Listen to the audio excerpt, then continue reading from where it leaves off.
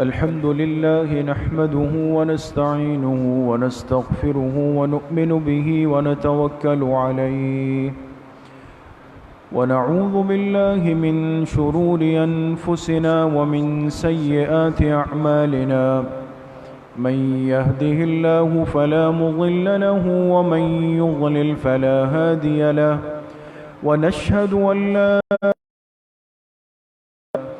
ونشهد أن سيدنا وسندنا ونبينا ومولانا محمدا عبده ورسوله صلى الله تعالى عليه وعلى آله وأصحابه أجمعين. أما بعد فأعوذ بالله من الشيطان الرجيم. بسم الله الرحمن الرحيم. لقد من الله على المؤمنين إذ بعث فيهم رسولا من أنفسهم يتلو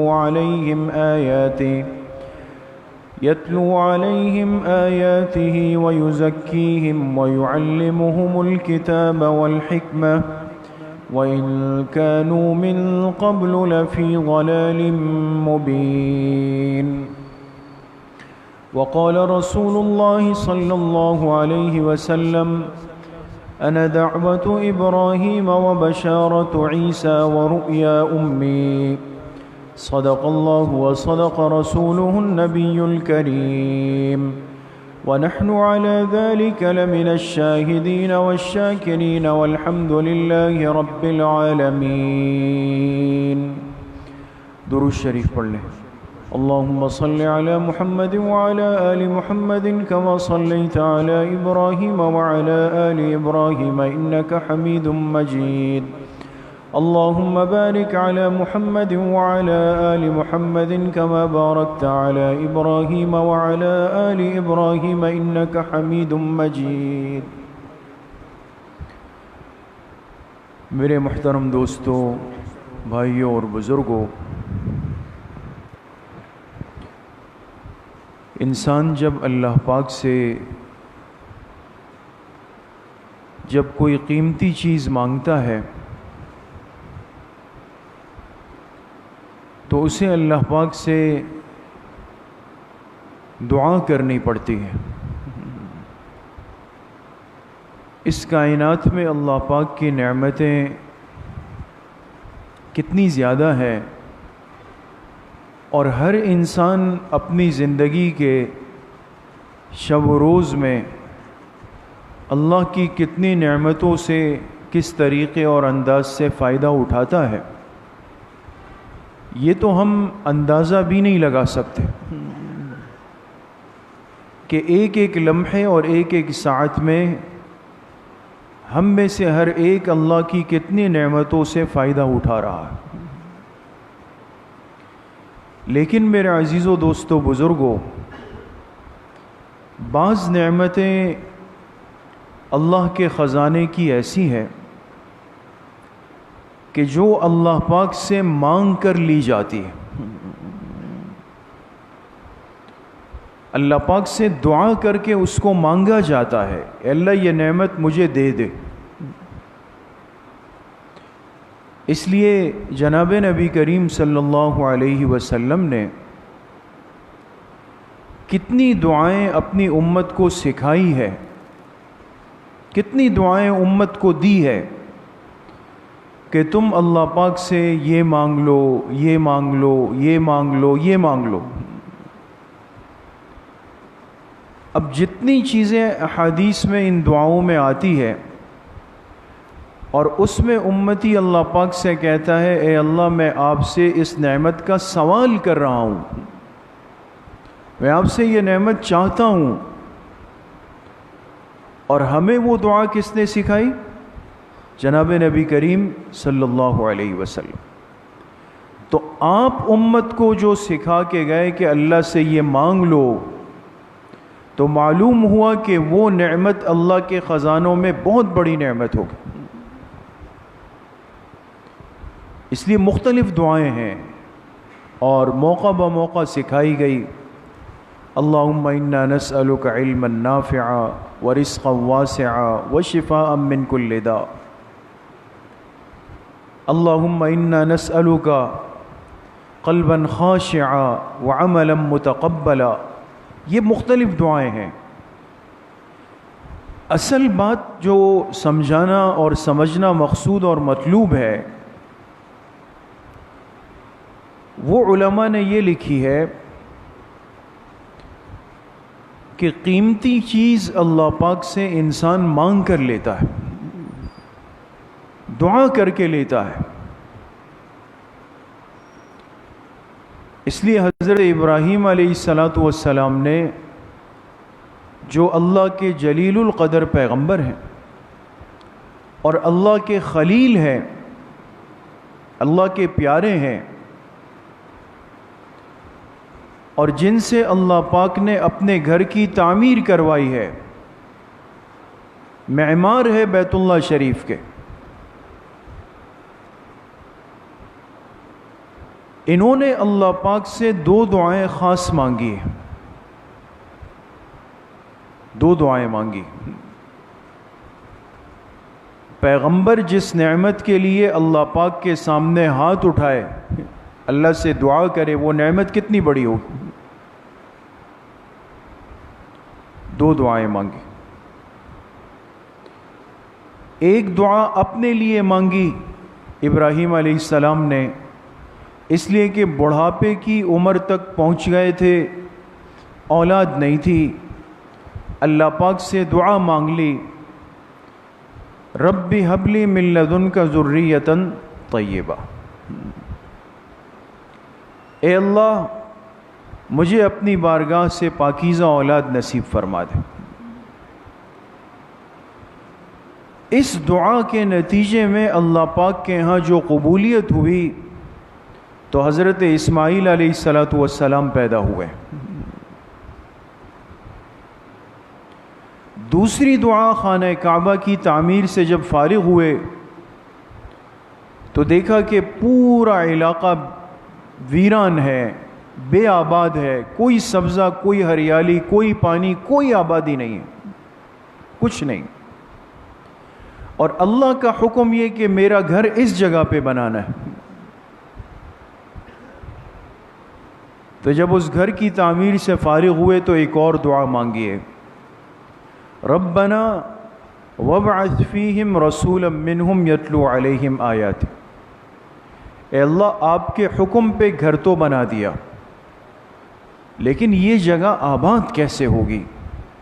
اے اللہ اس جگہ پر ایک پیغمبر کو مبعوث فرما دیجئے گا، ایک پیغمبر کو یہاں پر بھیج دیجئے گا کہ جن کے آنے کے بعد یہاں کی انسانیت کو ہدایت کا نور ملے گا، وہ آپ کی کتاب کی تعلیم بھی دیں گے، وہ ہدایت کا راستہ بھی دکھائیں گے، وہ ان کے دلوں کی اصلاح بھی فرمائیں گے۔ یہ جو مکہ مکرمہ میں ابراہیم علیہ السلام نے اللہ سے ایک پیغمبر کے لیے دعا مانگی ہے، یہ پیغمبر کون ہے؟ جناب رسول اللہ صلی اللہ علیہ وسلم۔ اس لیے میں نے شروع میں عرض کیا تاکہ بات سمجھ میں آئے کہ قیمتی نعمت کو اللہ سے مانگا جاتا ہے، مانگ کر لیا جاتا ہے۔ اللہ کے آخری پیغمبر سے بڑھ کر اس کائنات میں اللہ کے خزانوں میں اور کوئی نعمت نہیں تھی دوستو، اتنی عظیم نعمت۔ اس لیے اس کو مانگنے کے لیے بھی اللہ پاک نے اپنے خلیل کو چنا۔ آپ دعا مانگیں گے، آپ مجھ سے اس نعمت کا سوال کریں، دعا مانگ لے، ہاتھ اٹھا لے، میں یہ دعا قبول کر لوں گا۔ اس لیے خود حدیث پاک میں جناب نبی کریم صلی اللہ علیہ وسلم نے اپنی ذات کا تعارف کرتے ہوئے فرمایا، انا دعوت ابراہیم و بشارت عیسیٰ و رؤیا امی، فرمایا میں ابراہیم علیہ السلام کی مانگی ہوئی دعا ہوں، میں ان کی مانگی ہوئی دعا ہوں، انہوں نے مانگا، اللہ نے قبول کیا، میں آ گیا۔ اور وبشارت عیسیٰ، اور میں حضرت عیسیٰ علیہ الصلاۃ والسلام کی بشارت ہوں، خوشخبری ہوں۔ سورہ صف میں قرآن کریم میں اللہ پاک فرماتے ہیں جب عیسیٰ علیہ الصلاۃ والسلام اپنی قوم کو دعوت دے رہے تھے تو فرمایا وَمُبَشِّرًا بِرَسُولٍ يَأْتِي مِن بَعْدِي اسمہ احمد۔ عیسیٰ علیہ السلام اپنی قوم سے کہا میں تمہیں ایک خوشخبری سنانے لگا ہوں۔ خوشخبری کیا ہے؟ برسول، ایک بڑا عظیم پیغمبر آئے گا، لیکن کب؟ من بعدی، کیا معنی؟ میرے بعد، میرے بعد ایک بڑا عظیم الشان پیغمبر آئے گا، اسمہ احمد، اور اس کا نام کیا ہوگا؟ احمد ہوگا۔ اس لیے کہ انجیل میں جو حضرت عیسیٰ علیہ الصلاۃ والسلام پہ اتری، اس میں آپ علیہ الصلاۃ والسلام کا جو اسم گرامی تھا وہ احمد لکھا ہوا تھا، کہ اس کا نام احمد ہوگا۔ تو عیسیٰ علیہ الصلاۃ والسلام آپ کی بشارت اپنی امت کو دے کر گئے کہ جی میرے بعد وہ آئیں گے۔ لیکن میرے عزیز و دوستو بزرگوں، یہاں ایک نقطے پر اور ایک عقیدے پہ آپ نے غور کرنا ہے۔ فتنوں کا زمانہ ہے بہت زیادہ۔ حضرت عیسیٰ علیہ الصلاۃ والسلام اپنے بعد ایک پیغمبر کی خوشخبری سنا رہے ہیں۔ اب ایک سوال ہے کہ عیسیٰ علیہ الصلاۃ والسلام نے فرمایا میرے بعد یہ پیغمبر احمد آئیں گے صلی اللہ علیہ وسلم، تو اب کیا عیسیٰ علیہ الصلاۃ والسلام دنیا سے تشریف لے گئے، ان کا انتقال ہو چکا ہے؟ جی، اس امت کا اجماعی عقیدہ یہ ہے کہ حضرت عیسیٰ علیہ الصلاۃ والسلام کو جب یہود نے قتل کرنے کی کوشش کی تو ان کو اللہ پاک نے کس طرح محفوظ فرمایا؟ زندہ آسمانوں پہ بلا لیا، فرشتے آئے اور جہاں آپ آرام فرما تھے وہاں سے چھت شق ہوئی اور عیسیٰ علیہ السلام کو آسمانوں پہ لے جایا گیا۔ حدیث پاک میں صراحت ہے کہ حضرت عیسیٰ علیہ الصلاۃ والسلام دوسرے آسمان پہ حیات ہیں، زندہ ہیں، اور جب قیامت قریب آئے گی یوشک ان ینزل فیکم ابن مریم، آپ علیہ الصلاۃ والسلام نے فرمایا قریب ہے وہ زمانہ، وہ وقت کہ عیسیٰ ابن مریم تم میں نزول فرمائیں گے، آسمان سے زمین پہ تشریف لے آئیں گے۔ اس لیے عقیدے کو بھی سمجھیں، یاد رکھیں کہ عیسیٰ علیہ الصلاۃ والسلام پر ابھی تک اس دنیا والی موت آئی ہی نہیں، اس دنیا والی موت نہیں آئی۔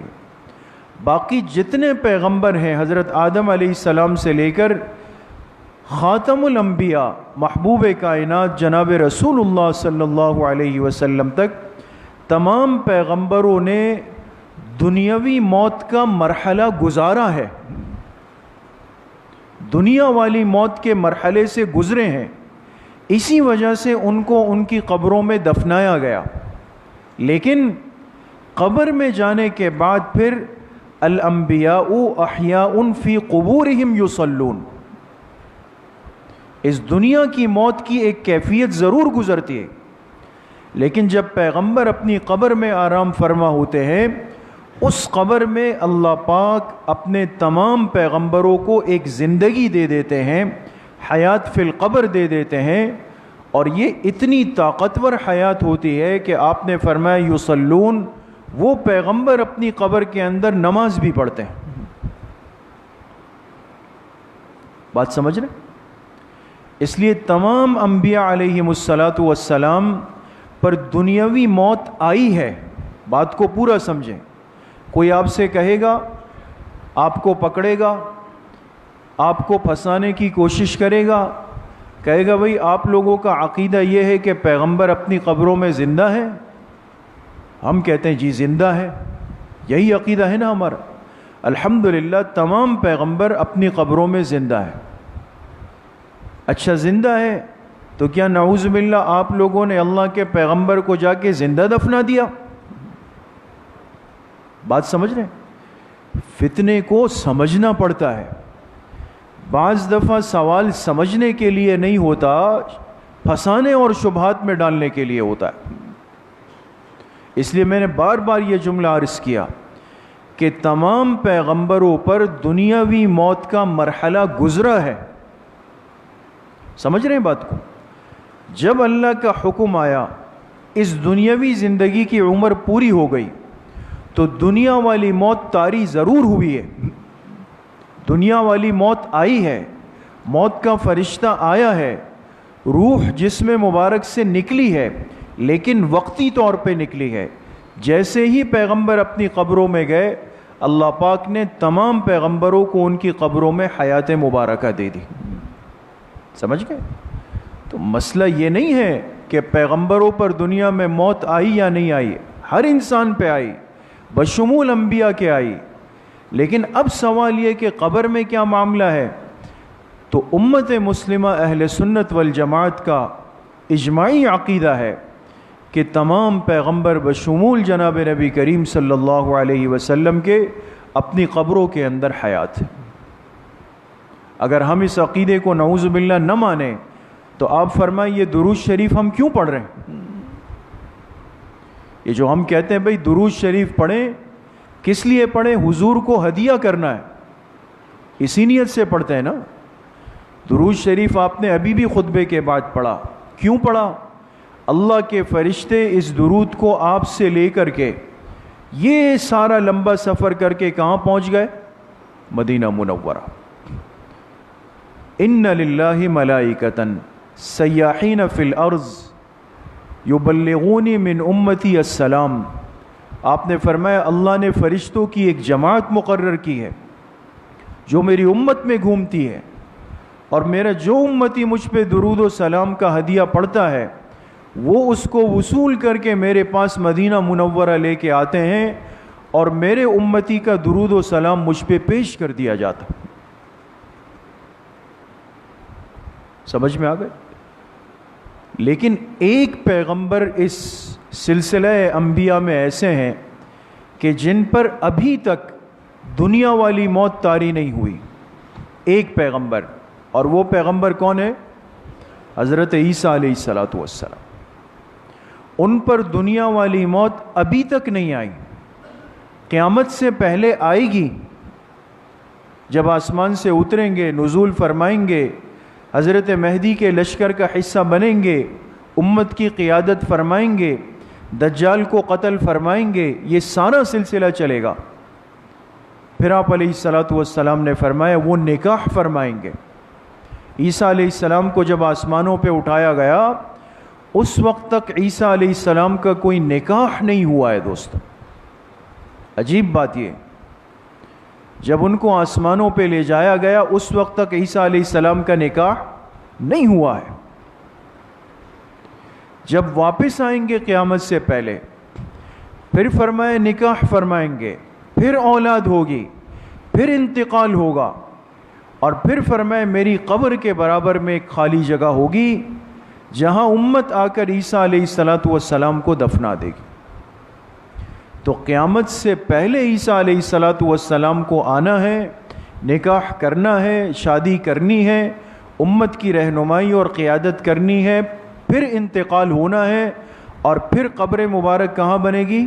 حضور علیہ السلام کی قبر مبارک کے ساتھ بنے گی. یہ ہمارے عقائد ہیں دوستو، ان کو صرف سرسری کانوں سے سنے نہیں کہ چلے بھائی ایک بات تھی، جمعے کا بیان تھا، گزر گیا، ہوا ہو گیا. نہیں، ایسے عجیب و غریب فتنے سر پہ آ گئے ہیں کہ آپ حیران ہو جائیں گے دوستو. الفاظ کا ہیر پھیر شروع ہو چکا ہے، یہ الفاظ کا کھیل چل رہا ہے. آپ سے اقرار کروائیں گے، جملہ زبان سے نکلوائیں گے، اور پھر ایسے شکوک و شبہات میں ڈال دیں گے کہ آپ خود حیران ہوں گے کہ آگے جاؤں پیچھے جاؤں. آج تک یہی سنتا رہا، آج تک یہی کرتا رہا، اب تو نئی بات سامنے آ گئی. اس لیے ہر چیز کو سمجھیں، اپنے عقائد کو، ایمانیات کو اچھی طرح سمجھیں، محفوظ رکھیں. میں ہمیشہ عرض کرتا ہوں ساتھیوں سے، کم از کم عقائد کو اتنا مضبوط کریں کہ اگر کوئی آپ سے بات کرے تو آپ خود اعتمادی سے جواب دے سکیں. ایسا جگرا آپ کے پاس ہو کہ آپ بات تو کر سکیں. آج کیا وجہ ہے کہ مسلمان پریشان ہو جاتا ہے یا شکوک و شبہات میں جا کے گر جاتا ہے؟ تو بات پہ غور کریں. تو آپ نے فرمایا میں تو عیسیٰ علیہ السلام کی بشارت ہوں. حدیث پاک میں بشارت کس طرح کہ اپنی امت سے کہا میرے بعد ایک پیغمبر آئے گا اور ان کا نام احمد ہوگا. بات تو بالکل صاف ہو گئی. تو اب یہاں پر وہ طبقات جو نعوذ باللہ ختم نبوت کے منکرین ہیں، وہ امت میں ایک شبہ ڈالتے ہیں، اشکال. وہ کہتے ہیں جب عیسیٰ علیہ السلام کو آپ نے خود کہا، آپ کے کلام نے، قرآن نے خود کہا کہ وہ مبشر تھے، خوشخبری سنانے آئے تھے، دے کے چلے گئے، تو کام ہو گیا. کام تو ہو گیا نا، خوشخبری سنا دی امت کو. اب آپ کا یہ کہنا کہ وہ آسمانوں پہ چلے گئے پھر آئیں گے، جب ایک پیغمبر اپنا کام کر کے جا چکا دوبارہ کیوں آئے گا؟ نہیں سمجھے بات کو. آپ نے کہا کہ عیسیٰ علیہ السلام خوشخبری سنانے والے ہیں، مبشر ہیں. کس چیز کی خوشخبری دی؟ کہ میرے بعد ایک پیغمبر آئے گا، اس کا نام احمد ہوگا، تمہیں اس پر ایمان لانا ہوگا. یہ خوشخبری عیسیٰ علیہ السلام نے دے دی. تو اب وہ کہتے ہیں جب انہوں نے خوشخبری دے دی، کام کر دیا، اعلان کر دیا اور چلے گئے، تو چلے جانے کے بعد اب دوبارہ کیوں آئیں گے؟ اب انسان کہتا ہے واقعی جب ایک پیغمبر اپنی ذمہ داری پوری کر لے، کام پورا کر لے، تو وہ واپس دنیا میں کیوں آئے گا؟ یہ وہ قادیانی اور مرزائی اشکال ہے جو امت کے ذہنوں میں شکوک و شبہات ڈال دیتا ہے. اس لیے کہ انہوں نے اپنے اس ملعون و مردود مرزا قادیانی کو مسیح موعود کہا، نعوذ باللہ.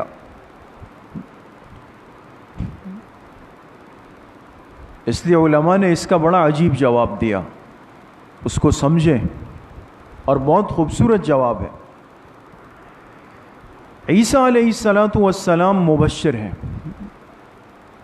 خوشخبری سنانے والے، اعلان کرنے والے کہ میرے بعد ایک آخری نبی نے آنا ہے جن کا نام احمد ہوگا. یہاں تک بات ہو گئی. اب ایک شخص کہے کہ جی خوشخبری سنا دی، اعلان کر دیا، اب دوبارہ کیوں آنا ہے؟ علمی دلائل میں ہم نہیں جاتے. اشکال کرنے والا، شبہ ڈالنے والا عام آدمی ہے، اس کو جواب بھی اس کے ذہن کے مطابق. علماء نے بڑی عجیب اور آسان بات لکھی. فرمائے تمام انبیاء علیہم السلام کا سلسلہ چلا حضرت آدم علیہ السلام سے، اور ایک ایک نبی اللہ کے حکم سے ترتیب پہ آتے رہے، آتے رہے، آتے رہے، آتے رہے، آتے رہے، اپنا کام کر کے دنیا سے جاتے رہے. فرمائے اس کی مثال ایسی ہے جیسے ایک اجتماع ہو، ایک جلسہ ہو، ایک تقریب ہوتی ہے نا دوستو. دنیا کی کتنی تقریبوں میں ہم شریک ہوتے ہیں نا. اس میں ایک فرد ہوتا ہے جس کو کہتے ہیں بھئی یہ نقیب ہے، اسٹیج سیکریٹری ہے. یہ اسٹیج سیکریٹری ہے. اس نے کیا کرنا ہوتا ہے؟ وہ کہتے ہیں میں التماس کر رہا ہوں فلاں سے کہ وہ اب تشریف لائے اور اپنے معروضات پیش کرے. ایسا ہوتا ہے نا. وہ اعلان کرتا ہے پھر جا کے پیچھے بیٹھتا ہے، اعلان کرتا ہے پھر جا کے پیچھے بیٹھتا ہے، اعلان کرتا ہے پھر جا کے پیچھے بیٹھتا ہے. اللہ پاک نے فرمایا یہ انبیاء کی تقریب کا سلسلہ چل رہا تھا، یہ جلسہ جاری تھا. جب اس مجلس اور تقریب کے مہمان خصوصی کا وقت قریب آیا، مہمان خصوصی سب سے آخر میں آتے ہیں نا دوستوں، ہے نا. جب مہمان خصوصی کا وقت قریب آیا تو ان کا اعلان کرنے کے لیے جو تشریف لائے وہ کون سے پیغمبر تھے؟ حضرت عیسیٰ علیہ السلام۔ انہوں نے آ کے اسٹیج سنبھالا اور کہا کہ اب یہ مجلس اپنے اختتام پہ جا رہی ہے، اب یہ سلسلہ اپنے اختتام کے قریب ہو چکا ہے، مکمل ہونے والا ہے، لہٰذا اب میں اعلان کرنے لگا ہوں اس شخصیت کا، اس ہستی کا کہ جو سب سے آخر میں آئیں گے اور وہ اس سلسلے کے سب سے آخری مقرر ہوں گے، مہمان خصوصی ہوں گے۔ وَمُبَشِّرًا بِرَسُولٍ يَأْتِي مِن بَعْدِ اسْمُهُ احمد۔ اب وہ شخصیت آ رہی ہے آپ کے سامنے کہ جن کا نام کیا ہے؟ احمد ہے صلی اللہ علیہ وسلم۔ یہ اعلان اسٹیج سیکرٹری نے کر لیا اور مہمان خصوصی اولین اور آخرین کے سردار محبوب کائنات رحمت للعالمین سرکار دو عالم صلی اللہ علیہ وسلم کو اسٹیج پر جلوہ افروز کر دیا۔ آپ امت کے سامنے آ گئے اس لیے کہ آپ کی تقریر آخری ہے، آپ کی نبوت آخری ہے، آپ کی امت آخری ہے، آپ کی شریعت آخری ہے، آپ پر آسمانی سلسلوں کی تکمیل ہونی ہے، سب سے آخر میں آپ کو بلایا۔ آپ آ گئے۔ اب سوال کہ پھر عیسیٰ علیہ السلام کیوں آئیں گے؟ تو آسانی سے کہہ دیجئے گا کہ جب مہمان خصوصی تقریر کر کے فارغ ہو جاتا ہے تو اسٹیج سیکرٹری آ کے اعلان کرتا ہے کہ ہماری آج کی تقریب مکمل ہو گئی، اب ہم اس تقریب کو برخاست کرتے ہیں، سب لوگ اپنے اپنے مقامات کی طرف ذکر فکر کے ساتھ واپسی فرما لیں۔ حضور علیہ السلام کی نبوت کا، آپ کی آمد کا اعلان حضرت عیسیٰ علیہ السلام نے کر دیا اور قرب قیامت تک یہ سلسلہ چلے گا، اور جب قیامت قریب آئے گی تو اسٹیج سیکرٹری نے آنا ہے، اور وہ کون ہوں گے؟ عیسیٰ علیہ السلام۔ اور وہ آ کے کیا اعلان کریں گے کہ اے لوگو، اب ہم سب کو اپنی اصل منزل کی طرف جانے کا وقت آ چکا ہے، اب میں اس تقریب کے سمیٹنے کا، ختم کرنے کا اعلان کر رہا ہوں۔ اور یہ اعلان عیسیٰ علیہ السلام فرمائیں گے، اور ان کے اعلان کے ساتھ اللہ پاک میدان محشر کو، قیامت کے سلسلے کو قائم فرما دیں گے۔ یہ ہے وہ بشارت عیسیٰ۔ میں ابراہیم علیہ السلام کی دعا ہوں، عیسیٰ علیہ السلام کی بشارت ہوں، اور ورؤیا امی، اور میں اپنی والدہ کا خواب ہوں۔ حضور علیہ السلام نے فرمایا آپ کی والدہ ماجدہ کا اسم گرامی کیا ہے؟ حضرت آمنہ رضی اللہ عنہ۔ میں ان کا خواب ہوں۔ خواب دیکھا حضرت آمنہ نے کہ آسمان سے چاند نیچے آیا ہے اور ٹوٹ کر ان کی جھولی میں آ کے گر گیا ہے۔ چاند ٹوٹ گیا، آ کر حضرت آمنہ کی جھولی میں گر گیا، اور پھر اس کی روشنی چاردانگ عالم میں چاروں طرف پھیل گئی۔ عجیب خواب ہے۔ جب صبح اٹھی حضرت عبد المطلب کو خواب سنا دیا، دادا کو، تو انہوں نے کہا کہ میں پوچھ کے آتا ہوں۔ جب اس وقت کے کاہنوں سے پوچھا جو خوابوں کی تعبیر بتاتے تھے اپنے اپنی سوچ سے، انہوں نے عبد المطلب سے کہا جو حضور علیہ السلام کے دادا تھے، کہا کہ مبارک ہو، آپ کے گھر میں ایسا ایک بچہ پوتا پیدا ہونے والا ہے کہ جس کے آنے سے پوری کائنات میں ہدایت کی روشنی پھیل جائے گی، وہ بہت بابرکت ہوگا۔ تو کیا آپ کے گھر میں کوئی عورت امید سے ہے؟ انہوں نے فرمایا ہاں، میرے بیٹے، مرحوم بیٹے حضرت عبداللہ کی اہلیہ حضرت آمنہ امید سے۔ فرمایا بشارت ہو، اللہ پاک ایک ایسا چاند ان کی گود میں بھیجنے والے ہیں کہ جن کی روشنی سے یہ پورا عالم روشن ہو جائے۔ اس لیے میرے عزیزو، دوستو، بزرگو، اس انسان کے بس میں تو قیامت تک نہیں ہو سکتا کہ یہ اپنے محبوب صلی اللہ علیہ وسلم کی سیرت کو، صورت کو، حیات کو، حسن کو، اخلاق کو، کردار کو، زندگی کو کسی بھی طریقے سے مکمل بیان کر سکے تو کبھی بھی نہیں ہو سکتا۔ اس سیرت کی، اس خوبی کی کوئی حد نہیں ہے دوست۔ لیکن میرے عزیزو، دوستو، بزرگوں، یہ ماہ مبارک یہ ہمارے لیے ایک پیغام ہے، ایک سبق ہے کہ آپ کا وجود اس امت کے لیے نور ہدایت بنا ہے، ہدایت کا باعث بنا ہے۔ اور ہمیں صرف رسمیات پہ نہیں چلنا کہ رسمی باتیں کہہ کے، رسمی چیزیں کر کے، رسمی کام کر کے، ایک چلتے ہوئے مزاج پہ چل کے ہم کہیں کہ چلے جی ہم نے کر لیا، نہیں۔ اپنی زندگی کو، زندگی کے ایک ایک لمحے کو جناب نبی کریم صلی اللہ علیہ وسلم کی مبارک زندگی کے مطابق لانا ہے، اسوہ حسنہ پہ عمل کرنا ہے۔ اللہ پاک مجھے بھی آپ سب کو صحیح عمل کی توفیق نصیب فرمائے۔